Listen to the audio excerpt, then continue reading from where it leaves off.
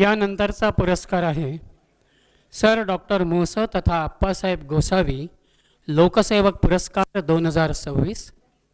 हा पुरस्कार आपण यावर्षी देतो आहोत डॉक्टर सीताराम कोल्हे नाशिक यांना। 32 वर्ष पोलीस खात्यात अत्यंत उत्तम सेवा त्यांनी केलेली आहे। 1992 ते MPSC परीक्षा उत्तीर्ण आहेत। नाशिक आणि महाराष्ट्रात ACP म्हणून क्राईम विभागात त्यांचं विशेष कार्य आहे। पोलीस खात्यात काम करत असतानाही सामाजिक जाणीवेतून 21 वर्ष ते मानसोपचार तज्ज्ञ म्हणून कार्य करत आहेत। मानसिक आरोग्याकडे त्यांनी विशेष लक्ष दिलेलं आहे। त्यामुळं डॉक्टर सीताराम कोल्हे एक उत्तम समुपदेशक आहेत। पासवर्ड सूचनांचा या पुस्तकाला त्यांचं लेखन आहे आणि डॉक्टर रघुनाथ माशेलकरांची अत्यंत अभ्यासपूर्ण प्रस्तावना या पुस्तकाला प्राप्त झालेली आहे। गिरणा गौरव पुरस्कार, पंचवटी रत्न पुरस्कार हे त्यांना प्राप्त झालेले आहेत।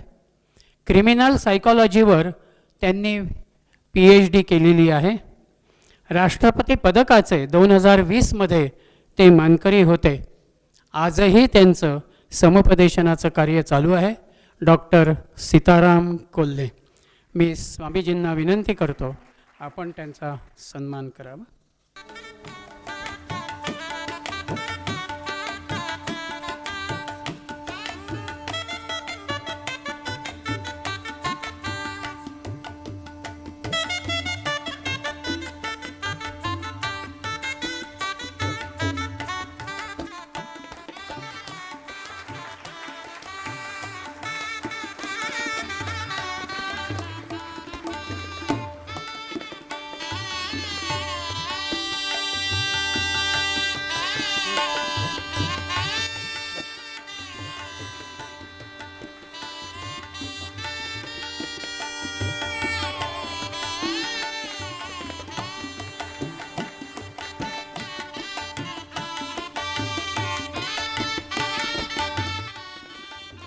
सत्कारार्थींच्या वतीनं प्रातिनिधिक मनोगत अत्यंत थोड्या वेळामध्ये या ठिकाणी होत आहे।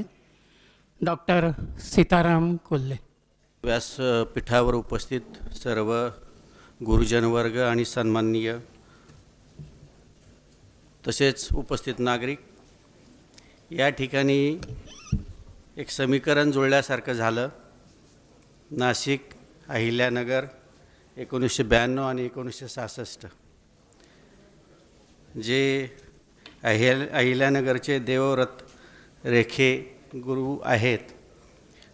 या ठिकाणी खरं तर या सन्माननीय व्यासपीठावर पोलीस दलातला एक माणूस प्युरिफाय झाला असं एक आजचं वातावरण आहे आणि त्याच्यामध्ये रेफरन्स यासाठी सांगितले 200 वर्षानंतर एवढं मोठं जे की पूर्ण जगातील व्यक्ती आता या गुरूंना पाहण्यासाठी ऐकण्यासाठी इच्छुक आहेत, पण तो मान आपल्याला नाशिकला मिळाला।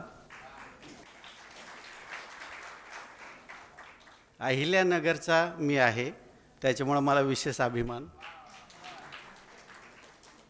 1992ला त्यांच्या वडिलांचं आता जे यांनी सांगितलं का पहिलं पारायण नाशिकमध्ये झालं।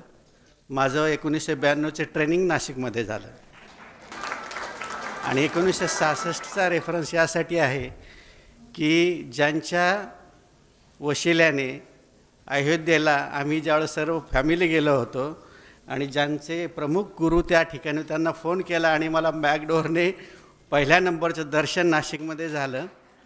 त्यांचा 1966चा जन्म आहे, माझा 1966चा जन्म आहे।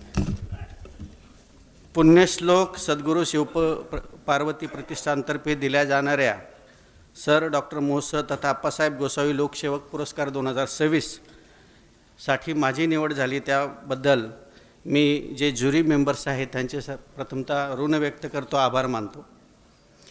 हे प्रतिष्ठान गेल्या 47 वर्षापासून सातत्याने अत्यंत उत्कृष्ट असं काम करून समाजात संस्काराचं बीज रोवण्याचं काम करत आहे। या प्रतिष्ठानच्या पहिल्या वर्षीच म्हणजे 1980 कविश्रेष्ठ कुसुमाग्रज यांनी या प्रतिष्ठानचे नामाभिधान संस्काराचे विद्यापीठ असा केलेला आहे. मला हा पुरस्कार प्रदान करताना सुद्धा कदाचित या प्रतिष्ठानने मी करत असलेल्या कामासाठी मला मोटिवेशन मिळावे हा कदाचित उद्देश डोळ्यासमोर ठेवून हा पुरस्कार दिला असावा. मी माझ्या जीवनाच्या नाटकाचे 3 अंकापैकी 3 अंकामध्ये जर विभागलं, नोकरीला लागण्यापूर्वीचा अंक, नोकरीमधला अंक, नोकरीच्या निवृत्तीनंतरचा अंक, तर पहिला अंक जो आपल्या 4 आश्रमाप्रमाणे मी शिक्षण पूर्ण करताना BSc physics, MSc mathematics, MBA HR, PhD हे सगळं करताना षड्यऋतूंचं पालन करून निर्व्यसनापासून दूर राहून शिक्षण पूर्ण केलं. आणि त्यासोबतच चांगला माणूस होण्यासाठी अध्यात्माचं अधिष्ठान असणं अत्यंत आवश्यक आहे. म्हणून मी माझे त्या काळातले आध्यात्मिक गुरु पायमोडे महाराज यांच्या कीर्तनामध्ये पखवाज वाजवता यावं, भजनामध्ये तबला वाजवता यावा म्हणून त्या काळात मी तबल्यामध्ये ग्रॅज्युएशनचं शिक्षण घेतलं. ओम नमो आद्या वेद प्रतिपाद्या जय जय सोस वेद्या आत्मरूपा या ज्ञानेश्वरीच्या प्रथम ओवीपासून ते पसायदानापर्यंत, तुकाराम महाराजांच्या गाथ्यापासून ते भगवद्गीताचं गरुड पुराण, भीष्म द्रोण तटा जयद्रथ जला गांधार नीलोत्पला शल्यग्रहवती कृपेन वहनी कर्णेन वेलाकुला. तर ह्या सगळ्या अध्यात्माचं अंगीकारून माझ्या जीवनाचा पाया भक्कम केला पहिल्या अंकामध्ये. दुसऱ्या अंकामध्ये क्राईम प्रिव्हेन्शन बरोबरच गुन्हेगार हा जो देखील माणूस असतो त्याला रिहॅबिलिट करावं, त्या रिहॅबिलिटेशनसाठी काम केल्यामुळे मला 2007मध्ये डॉक्टरेट डिग्री अवॉर्ड झाली क्रिमिनलच्या रिहॅबिलिटेशनसाठी. मी सेवानिवृत्तीनंतर देखील 31 मे 2024 रोजी मी पदावरून सेवानिवृत्त झालो. माझी धर्मपत्नी या ठिकाणी आहे. माझी मुलं 3 मुलं आहेत. मोठी मुलगी IIM लखनऊ, मुलगा IIT खरगपूर, दुसरी मुलगी वेलिंगकर, भारतात 15वी. सर्व सेटल्ड झालं.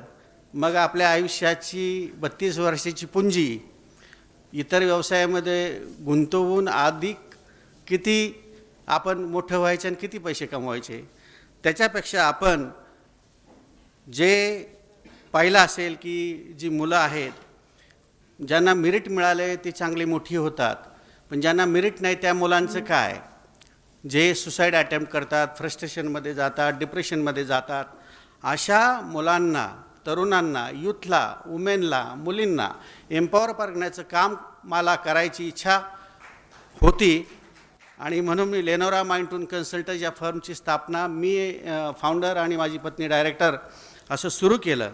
आणि त्या कामाच्या काउन्सिलिंगच्या संदर्भात मला हे यासाठी वाटलं की बुडते हे जन न देखावे डोळा म्हणूनही कळवळा येत असं आहे तुकाराम महाराजांच्या अभंगा उक्तीप्रमाणे.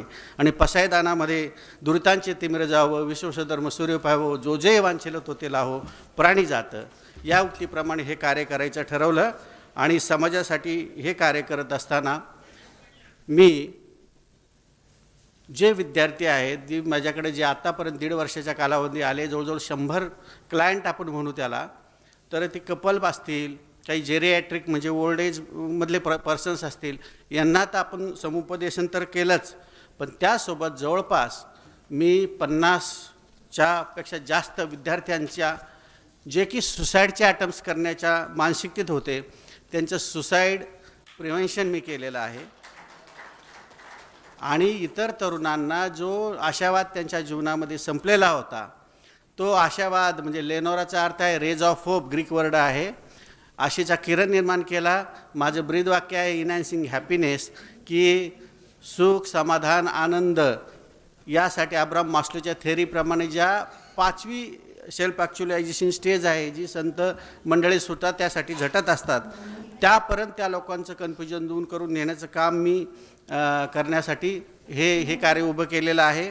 यासाठी मला आपल्या सर्वांचे आशीर्वाद आणि संतांचे आशीर्वाद नक्की मिळतील असं मला वाटतं. हे युनिवर्स मला नक्की असं खात्री आहे माझी की हे युनिवर्स आपल्याला मागाल ते नक्की देतं. आपण फक्त त्या सदहेतूने त्या सद्भावनेने आपण आपल्या एक छोटा मुलगा ज्यांनी आज जगाच्या पातळीवर आज पाहण्यासाठी इच्छुक आहे आमच्या अहिल्यानगरचे, ते आज एवढे सद्गुरू आहेत की आपण सर्वांनी त्यांचं आशीर्वादाने दर्शन घेतलं पाहिजे. 200 वर्षानंतर पहिल्यांदा अशा प्रकारचा यज्ञ त्या ठिकाणी त्यांनी केला. म्हणजेच त्यांनी वडिलांच्या आणि आईच्या इच्छेनुसार ब्रह्मांडाकडे मागितलं, त्याप्रमाणे काम केलं आणि ते त्यांना मिळालं. हे सगळ्यांना जे मागाल ते निश्चित मिळू शकतं, हे माझी निश्चित खात्री आहे. त्यासाठी फक्त आपण छोटे छोटे सकारात्मक असे बदल करून कन्सिस्टंट राहून जर फोकस इफर्ट्स घेतले की आता आपले खरोटे साहेब यांनी तांदळाच्या म्हणजे आपण दुर्बिणीने सुद्धा तांदूळावरचं ते चित्र पाहू शकत नाही, इतकं बारीक कलाकृती केली. तर ही इच्छाशक्ती जर असेल तर कुणालाही काही मिळू शकतं. एकच फक्त आहे की ह्या प्रतिष्ठानाने संस्काराचं विद्यापीठ हा जो महत्त्वाचा घटक त्यांनी जो निवडलेला आहे, आणि म्हणूनच पोलीस दलातल्या अशा आगंतुक माणसाची कशी काय इकडे निवड झाली, तर त्याचा बेस असा आहे की ज्याच्या पाया पक्का आहे, फाउंडेशन पक्का आहे, संस्कार पक्के आहे, जो अध्यात्माचा बेस धरून आपल्या इंडियामध्ये अध्यात्माच्या बेसशिवाय काही होत नाही. म्हणूनच आपला धर्मग्रंथ पायाला होता विवेकानंद, त्याच्यानंतर इतर ठेवले होते. शिकागोचं भाषण तुम्हाला माहीत असेल.